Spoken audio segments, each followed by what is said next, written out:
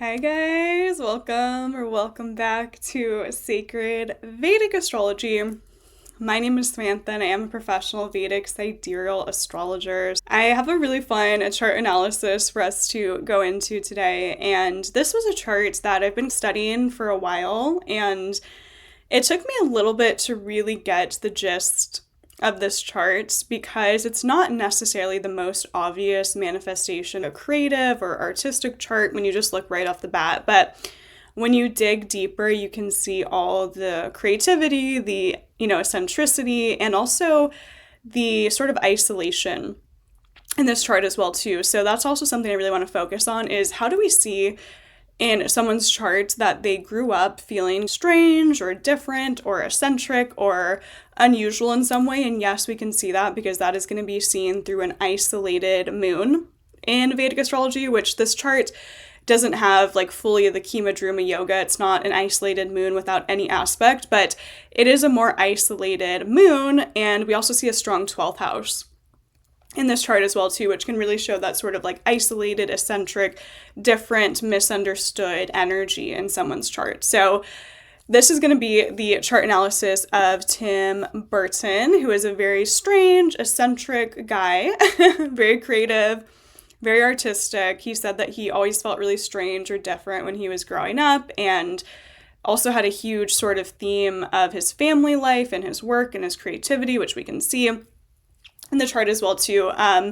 He definitely did struggle with a lot of things like depression and isolation and feeling different and feeling strange. So we're also going to analyze all of that in the Vedic chart as well too. So let's get right into it. We are going to pull up the chart of Tim Burton, who is one of our most iconic filmmakers and creative minds of our time.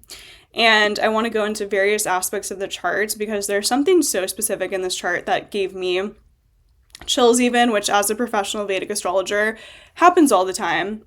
Like to this day, I'm still always surprised by how accurate Vedic astrology is. When I see things, I'm just like, oh my God, there's no way, So this is a really good, accurate chart for us to analyze, and I'm going to go ahead and pull it up, right up for y'all.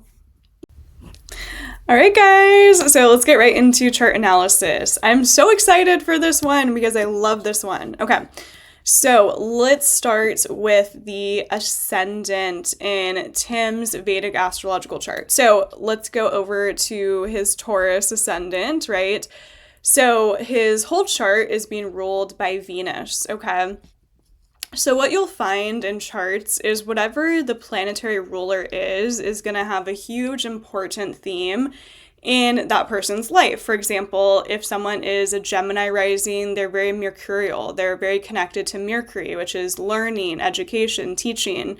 I'm a Gemini ascendant, and I spend so much of my time just reading, researching, learning new things about astrology. I love to learn. So when we go to this chart and it's ruled by Venus, that means that Venus becomes a theme for Tim's life. Venus is the Karaka, or the indicator of the arts, of the creativity, women, beauty, all of those themes. And that's been, his whole life, essentially, right? So that's a very, simplistic piece that we can take, but it's also really important. And what I've found in astrology is people want to go so far into the depths of things, and they want to go into yogas, and they want to go into this, and they want to go into that, and they want to go into tricks and all this kind of stuff. And start simplistically with astrology. Start with just the simple stuff that works. That's how you actually become a great astrologer, is like just working with the simplistic aspects of a chart. Okay. So first house lord, his whole chart is ruled by Venus. Venus goes into Cancer in the third house. First house lord is in the third, right? We see Venus in the third. Venus is the Karaka, or the indication of the arts. Third house rules creativity, artistic talent, courage, willpower, and drive. So this is definitely a chart where he's probably had to push through a lot of insecurities, a lot of obstacles, a lot of different things to become the artist that he did become. Whenever you see a strong third house in a chart, someone is very much like they have a lot of willpower, a lot of strength, and a lot of drive. So something that one of my teachers told me is if someone has a strong third house, it doesn't necessarily matter if they are talented or gifted, which obviously he is. He's very talented, but they're going to get things done no matter what, because that willpower and that strength is there, right? So that first house lord in the third shows he has a lot of willpower, a lot of strength, a lot of courage, a lot of energy to get things done and get motivated to do things in this lifetime. And it's that Venus in the third, so he's very, creatively, artistically talented. I find that the third house connects more so to like the hands and like writing, and third house is more so what we would look to for like an artist who's using their hands in some way, right? They're using their hands, they're drawing, they're painting, they're creating, they're writing. Things like that are very third house connected. So first house lord in the third house with Venus, the karaka of the arts, okay? So Venus in the third is already that great benefic energy, but then we also have the moon in direct opposition to Venus, okay? So that means we get 2 benefic influence onto the third house. All right, so because we have 2 benefics in aspect to each other in that third house, 9th house axis, we're getting a Venus-Moon aspect. And Venus with the moon gives a lot of creativity. It gives a mind that's very creative. Venus-Moon gives, indulgence as well too. So when we see a Venus-Moon aspect, people do have to be careful of overindulging in things, whether it's sweets, whether it's substances, whether it's sexual things. I've seen that a lot in people's charts where if they have Venus moon, they just love to like do things overly indulge in all sorts of different pleasures, because that's a Venus and that's the moon, right? They both are these kind of like pleasure seeking planetary energies when they come together.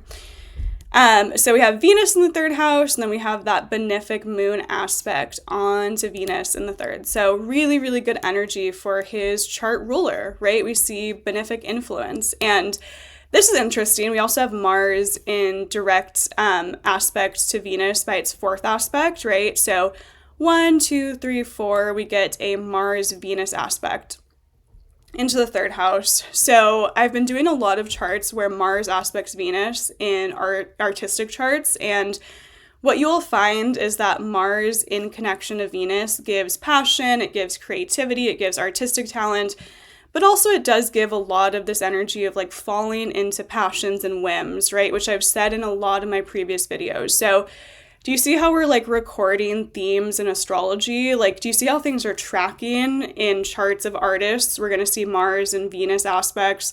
We're going to see Venus moon aspects. We're going to see benefic influence on the third house of arts and the creative, okay? So we're kind of like watching these themes unravel and unfold, right? And this is why it's so important to understand like benefic versus malefic influence, because we have 2 benefics in aspect to that third house. That one malefic of Mars is actually more so just giving an energy of like creativity and passion into the chart. Does it cause some issues with relationships? Yes. He's been in many different relationships, and they've always been with like these artistic, creative women, which we'll get into as well too. But that's Mars on Venus. That's Venus aspecting the moon. He loves passion and creativity. Okay, so that's already really, really strong for the arts. But again, it's not like a chart that you would look at and naturally go, oh my God, this is an artist, because his 5th house is empty.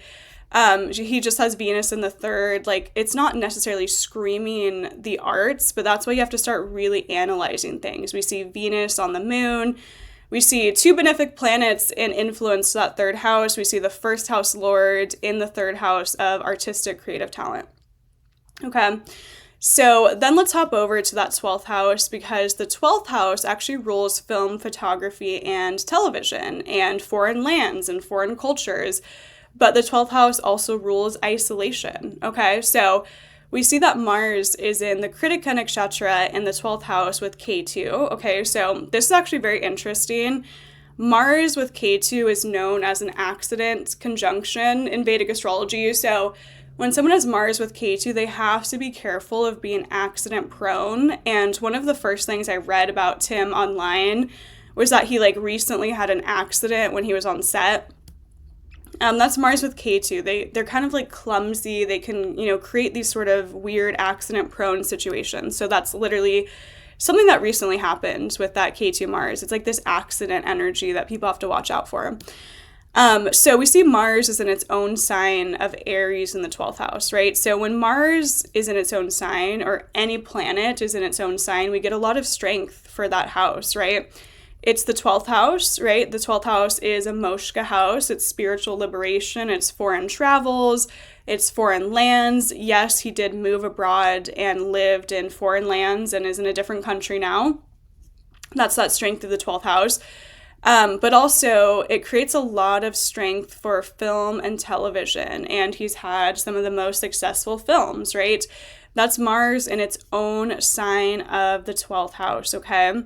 And then we also get Jupiter, the great benefic, having its direct opposition onto the 12th house, right? So we see Jupiter with Neptune with Rahu, and we're getting Jupiter in aspect to a really strong Mars. And it's basically strengthening that house, strengthening that energy for what it's good for. All right. So it's strengthening his 12th house of film, photography, television, foreign lands, foreign travels, and isolation, right? And he talked a lot about growing up and feeling very isolated, very different, right? That's because Mars is strong in the 12th house, okay? And K2 Mars is an interesting planetary energy when it comes together. Sometimes people have to learn to let go of like anger and aggression. So there's definitely a theme in this chart where, you know, he has a lot of energy that has to be properly channeled, or else he can get a little bit all over the place, right? Mars K2, it's like having to take that energy and put it into the right things. So we see that Mars in its own sign of the 12th house. K2's there, which means that it's like we have some sort of karma around that energy. So for him, he has some sort of past life karmas around foreign lands, spirituality, travels, film, photography, television, and all those things that have been a huge part of his life. That's because Mars is in its own sign in the 12th house, getting an aspect from Jupiter. Okay. So that's really powerful. We see the potency of that Mars in the 12th. You know, when a planet is strong and a house is strong, we get the good and the bad. We don't just get the good of the 12th house. You know, yes, is he insanely talented with film, photography, directing? Yes, that's the good of Mars in its own sign in the 12th house. But, you know, with Jupiter's influence on it as well, too, we don't want to forget about that. But do we also get the negative of like isolation and feeling strange or different and, you know, needing to move to a foreign land or get outside of his homeland? Yeah, we get all those themes 100%. All right. So that's the strength of Mars in its own sign in the 12th with the aspect of Jupiter onto the 12th house as well, too. All right. So we can also see why his career is having a lot of heightened energy to it, because that Jupiter Rahu in his 6th goes 1, 2, 3, 4, 5, and is hitting his 10th house as well too. So Jupiter expands, Rahu expands. We see this energy of expansion together in a pretty tight conjunction, hitting his 10th house, 5, 6, 7, 8, 9, and then hitting his 2nd house of money and finances as well too. Okay, so that's where we can kind of see that career expansion as well. And then his Atmakarka, or his highest degree planet, happens to be Mars in its own sign in the 12th house, right? And so his sole purpose planet is the 12th house of film, photography, directing, television, foreign lands, foreign travels, isolation. Yeah, that's been his whole life. Okay, that's all it right there. There it all is. But let's go into this isolated moon, because this is really where a lot of that sort of feeling of like being strange or different or unorthodox or separate is coming from. Okay, so it's said in Vedic astrology that the moon really likes to have other planets sitting with it. Okay, like the moon does not like to be alone in the Vedic chart. So the moon kind of likes to hold on to other planetary energy, hopefully benefics for the best sort of outcome, but, you know, the moon doesn't like to be by itself. So in this chart, we do have Venus aspect onto the moon, which does bring some creative, positive energy, but we still see that the moon is by itself, and there's no planets going here, there's no planets going here, there's no planets going here. It's a pretty isolated moon. Okay, and in Vedic astrology, an isolated moon shows that someone has been more separate from the world, more disconnected. There was something in his upbringing that probably felt like he was strange, he was different, he didn't fit in. That's the power of a 12th house of isolation and solitude, and then that's the power of an isolated moon as well too.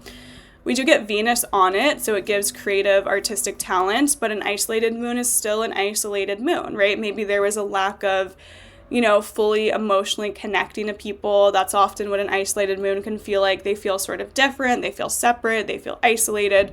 And if you read anything about his life story, he talks so much about how he felt strange and different, and all these themes are huge in his life.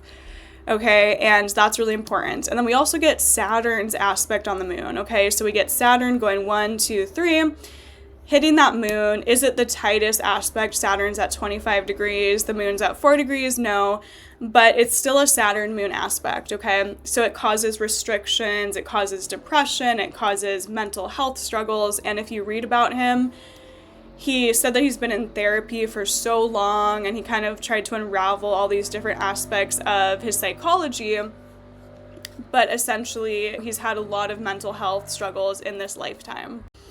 So with that Saturn aspect on to the moon, we definitely get a lot of those issues with mental health, right? And I've analyzed other charts where there's like a Saturn moon aspect, and you'll find these people have depression, they have mental health struggles, they just have a lot of stuff that's going on in that realm. And he said he basically like gave up on therapy and just accepted his like eccentricity and that he was strange and different, and has kind of learned to just like accept that and channel that into his creative art, right? So we definitely see that with Saturn on the moon, with an isolated moon as well too.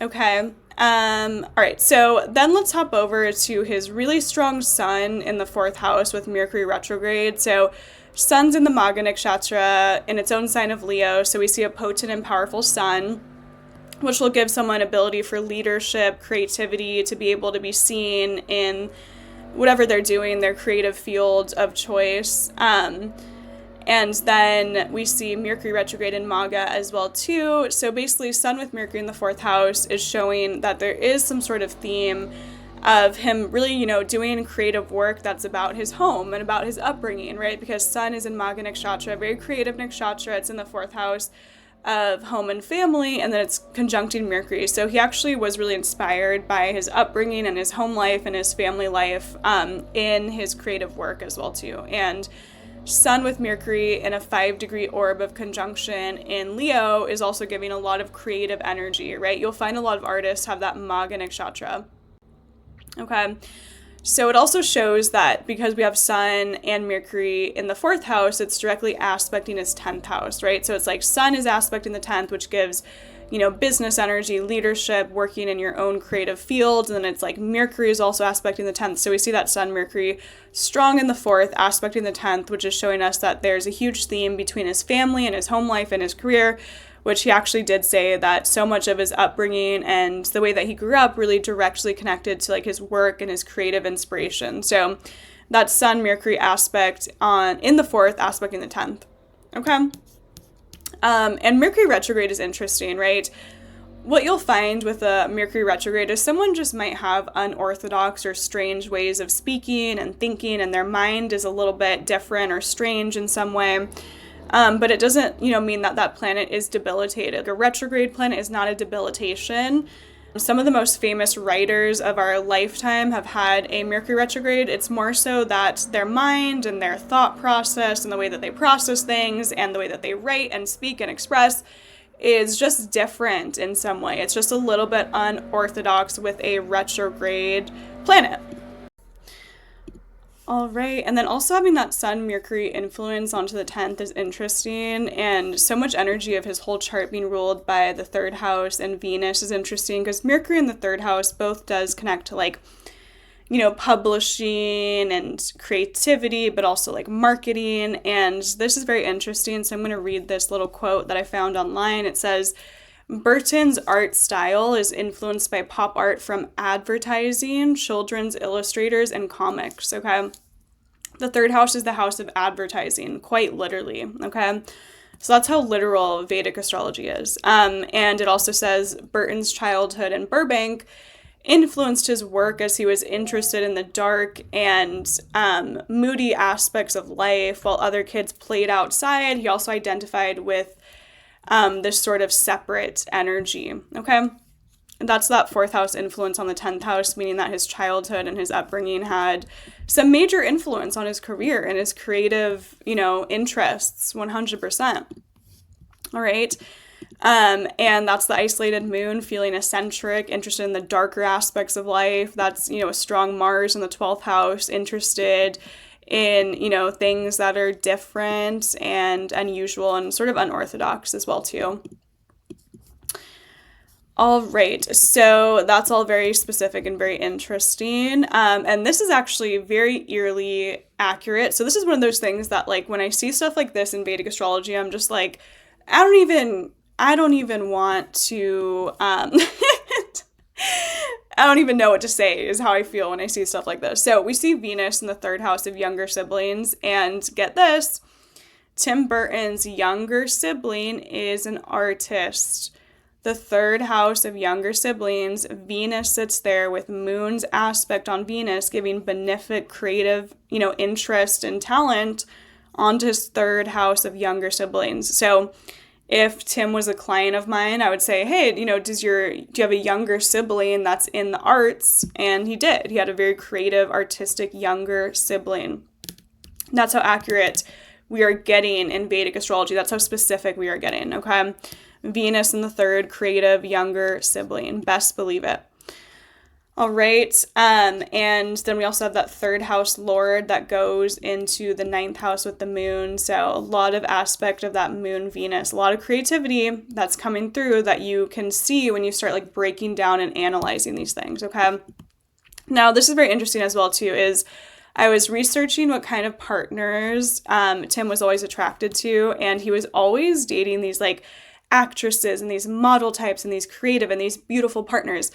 That is Venus on the moon. That is also Venus going 7th from the moon. So James Braha would always tell us that like whatever planet goes 7th from the moon is so important in what that person is attracting in relationships, right? So we see the moons in the 9th, 7 houses away is Venus. In the 3rd, he's attracted to creative, artistic partners, and he was dating all these beautiful, talented, models and actresses. That's Venus going 7th from the moon, and Moon's aspect on Venus gives an attraction to beautiful women in itself.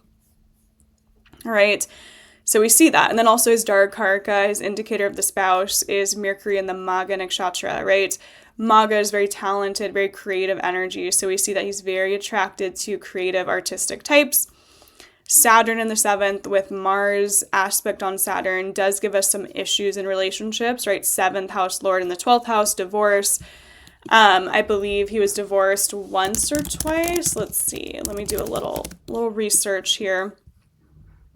Okay, so they were never legally married, but they saw their breakup as a divorce. And his spouse saw their breakup as painful and long-lasting that involved massive grief, right? Like the death of a relationship. So, okay, that's 7th house lord in the 12th house of loss and endings, okay? That's Saturn in the 7th with Mars influence. It's not really giving us a lot of benefic influence, but he can be around these like creative, artistic model types with that Venus, moon aspect Venus, going 7th from the moon, but also because Mars is aspecting the 7th, Saturn's in the 7th, we also see a lot of that malefic influence, which does give this energy of, initial divorce or endings or tragedy in relationships as well, too. Best believe it. All right, and then he has Rahu in the 7th in the D9 of Amsha, which we always want to see where the 7th house is going, and then his 7th house lord is in the 9th house with Venus, Mars, so again, he's attracted to creative, artistic partners. Do you see how we see a theme here, guys, of Venus with Mars, Venus-Mars connected to the 7th house, giving these creative, passionate, romantic love affairs that don't always last? That's what that is all about, okay? We see themes, we're tracking themes in astrology. So that's exactly how his relationships went down and how everything was, going essentially. Okay, so let's pull up his Vargas and see what's going on in his D10, which I haven't actually looked at this. Of course, we see Mars in the 10th, and the 10th house lord is in the 12th house, okay? So 10th house Lord in the 12th shows that his career is connected to film, photography, television, the media, or raising consciousness in some way is also that 12th house, okay? 12th house is the house of Moshka, spiritual liberation. So it's also this theme in his chart where his career feels like it's about sort of like waking people up to different things and waking people up to different ideas. I would see art 100% as something that's like raising consciousness, that 10th house Lord in the 12th house, but also 12th house quite literally rules film, photography, and television. So it's that literal, whenever we see like 10th house, 12th house connections, it will show that someone kind of has to work a more unorthodox, strange, spiritual, sort of creative type of job. And then those sort of jobs will go a lot better for those people. All right, so something that's also interesting is he has such a strong, sun is in its own sign, Mars is in its own sign. So he has a lot of that ability for confidence and leadership. Even though with Saturn's aspect on the moon, an isolated moon, he also has mental health struggles, right? But it's both things, guys. So I've said this before, but in astrology, it's not one, it's not the other, it's always both. So does he have confidence issues? Does he have mental health issues? Yes. But does he also have leadership ability, strength, willpower with a strong sun and a strong Mars? Yes. To be a film director, you have to have some level of confidence and some level of ability to lead, right? With a strong Mars and a strong sun. And again, his Mars is very strong in the 12th house of film, photography, and television. And his sun is strong in the 4th house, showing that he's very inspired by his upbringing and his home life and his family life, directly aspecting his 10th house as well too. Okay, so this was a analysis into the charts of Tim Burton, who was, eccentric, strange, different, isolated. That's an isolated moon. That's a strong 12th house, but also has so much creative talent that he really channeled in this lifetime, right? That's the 1st house Lord in the 3rd house, Venus in the 3rd. 3rd house is also publications, writing, media, advertising quite literally. And he said he was inspired in his creative work. Venus is creativity in the 3rd house. He was quite literally inspired by media and advertisements, okay? You can't make this stuff up. You just can't. All right. And also, I just thought about this as well too. The 12th house is the house of like sleeping and dream world. And he has a strong Mars in the 12th house with K2. So a lot of his films are very connected to this like otherworldly sort of dreamlike reality. That's the 12th house. That is the 12th house. The 12th house is like dreamlike. It's where we go to escape. And the reason why the 12th house connects to film, photography, and television is because when we go to movies and we watch films and we go to the cinema, we are essentially escaping, which is the 12th house. All right. All right, guys, so that was our in-depth chart analysis into Tim Burton's chart. I hope you guys learned something. Again, we look at this chart and it might not initially be the most powerful, creative chart that we've ever seen. It's a little bit like, oh, what's going on? You have to kind of do a deeper dive into so many aspects of this chart. All right, so I hope you guys have such a beautiful, blessed day or evening whenever you are choosing to watch this. And like, comment, and subscribe for future content coming soon as well, too. I know I'm getting a lot of new subscribers, so hi, guys, and welcome. And you can also always book a personal session where we will do this with your chart, essentially. How fun is that? All right, sending all the love, and we will talk soon.